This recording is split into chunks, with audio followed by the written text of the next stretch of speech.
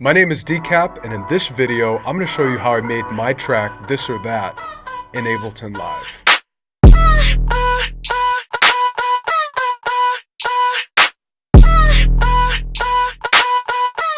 Welcome to a new episode of Behind the Beat with DECAP. In this video, I'm going to deconstruct my track, This or That, from scratch. This track, I used it as my demo for Drums That Knock Volume 5. So all the sounds in this beat are in my drum kit, Drums That Knock Volume 5, which you can get at drumsthatknock.com or click in the link in the description. Let's get into the session. A lot of times I'll start off with the drums. So in this case, I started off with the drums, kick, snare, hi-hat. So I have them soloed now. So check it out.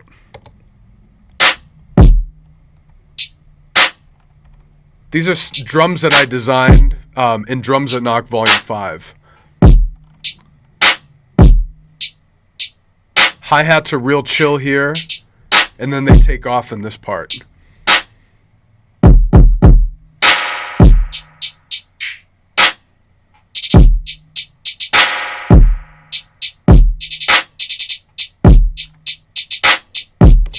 So the next element that I added when I was making the beat was the vocal chop.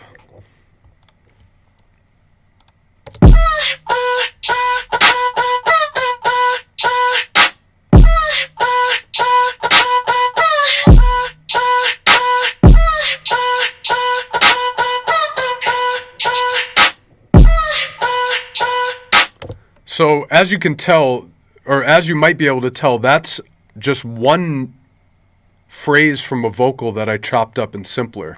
You can't see it in here because I've already flattened it, but basically all I did was load up a vocal in Simpler and play it on my keyboard.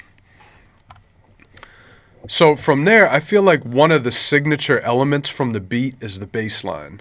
So I feel like that's what gave it its character. So I'm going to solo the bass line and show you what I did here.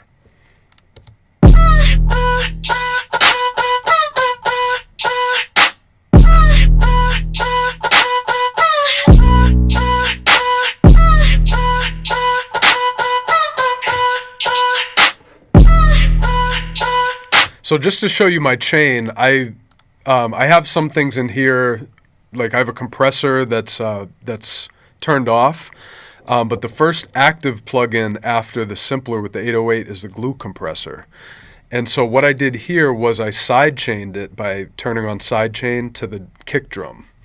I turned the threshold down, so every time the kick drum hits, there will be a space in the 808, so the kick and the 808 don't clash.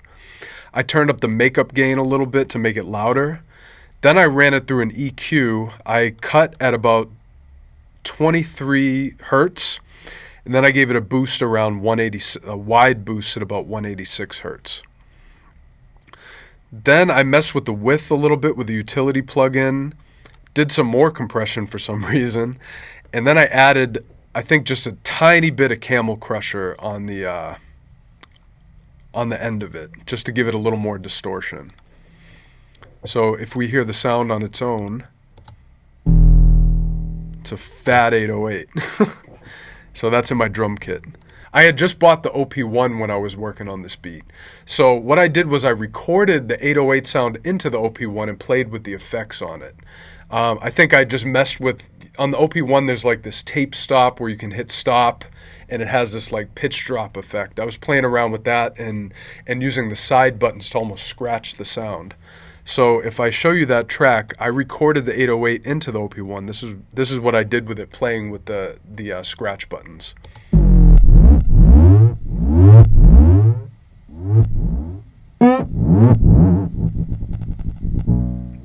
So really, I just wanted to see if I could get some little one-shots I could add in the beat. So like a lot of the little effects you hear in the beat, I actually did on the OP1, just messing around and scratching on it. So like in, let's see if we can find a part that I did that in. So like that little bass drop, I did it on the OP1. And like that, I got a lot of comments on that. It was like a tremolo 808 effect. So let's hear it in tune with the beat, in time with the beat.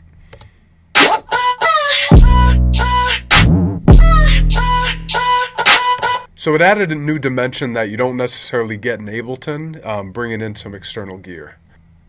So another thing I did in the beat was I added a lot of Pluck Sounds. So here I designed it in complete control, did some EQ on it, and it's just basically chords.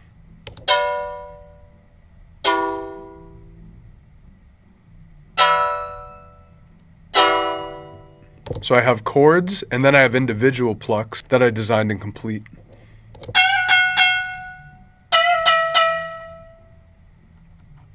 And all these sounds are in Drums That Knock Volume 5 also. And I also did some scratches on the OP1. I think I used these in the track. Yep, I used that at this part here.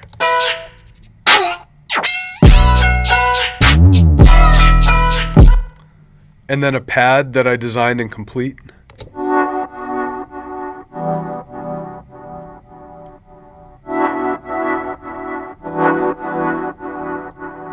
And then I have like this one pluck that I messed with the pitch wheel on that gave it a cool effect.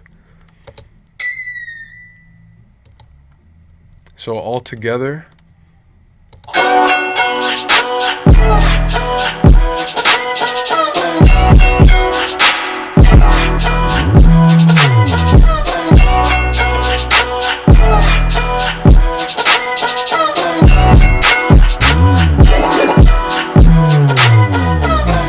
So I'm going to show you guys how I did some of the bass rolls.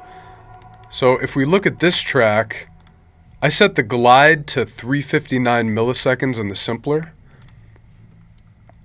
And then if I solo that and open that up, you can see all I did was I went from, let me expand that a bit. I went from a E note up to a higher register E note. So I went 2 octaves up. So it did this. Minimize that a little bit so you can see.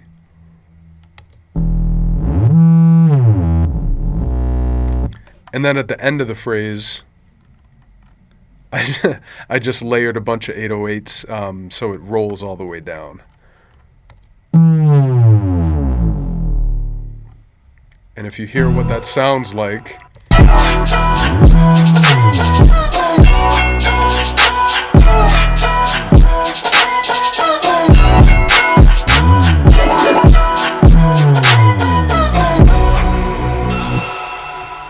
so then in the breakdown, I have a Reese from Drums That Knock Volume 5. I did a quick roll from B to E up to B, E. And then in this section, I also have a percussion loop that I made out of handheld percussion that I collect, which is also in the kit.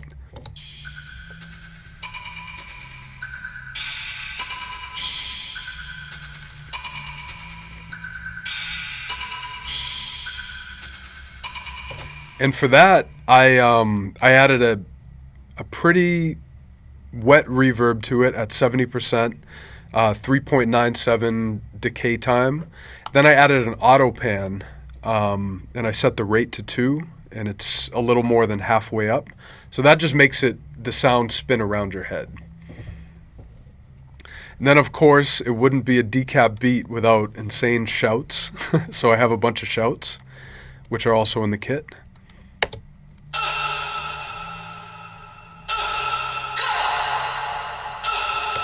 And then also the main vocal part is still in the beat during the breakdown, but it's filtered out in the background.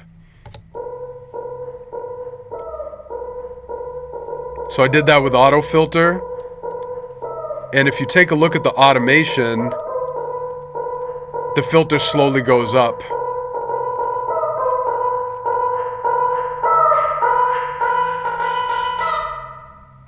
It's actually here. So you see the filter go up until the beat comes back in. So let's listen to that section, how it all sounds together.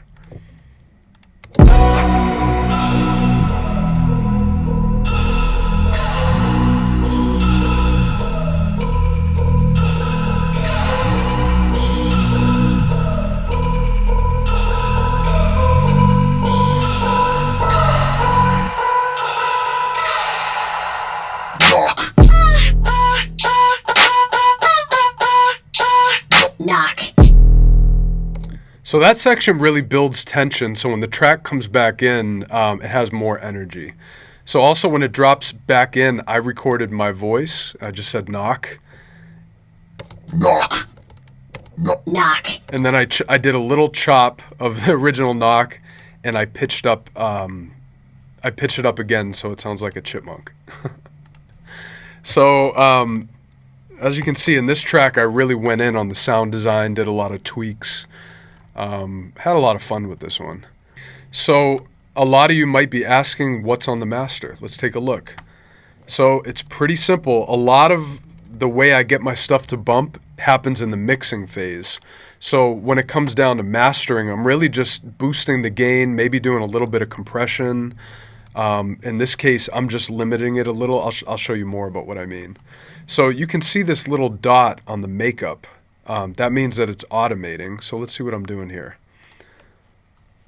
So on the master, I start at 0 makeup, and then I guess when the beat drops, when the beat drops, it goes up to 7 decibels. So there's quite a bit of gain on this.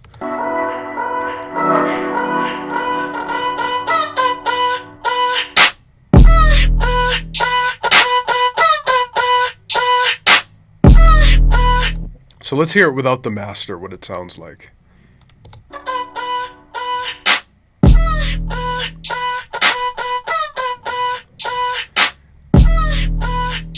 It's way quieter, and you could see it was clipping a little bit, but not much at all. So what this does, and I explained this in another video, as you hit the makeup gain, you're actually clipping going out of the glue compressor, but there's this button soft, so that allows you to emulate like analog hardware, so it's soft clipping the waves instead of hard clipping. If I turn it off, you'll see that the beat is going to go into the red. Without the limiter on it, that is. So with this off, the beat's going to go into the red.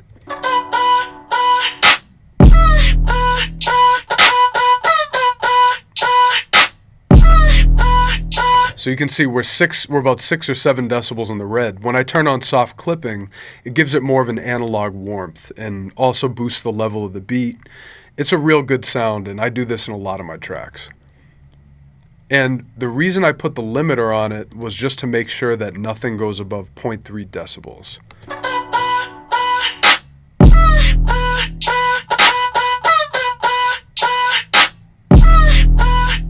So you can see every time it hits the yellow, it's actually clipping, but the soft clipping is taming the transients. So that's pretty much it. That's how I produce this or that. Definitely check out the track if you haven't already. It's in the description. Make sure you subscribe if these kind of videos are helpful to you. I'm going to be doing a lot of behind the scenes looks into tracks that I produce. Follow me on all social media and leave a comment and let me know what stood out to you in this video. See you next time on Behind the Beat. Peace.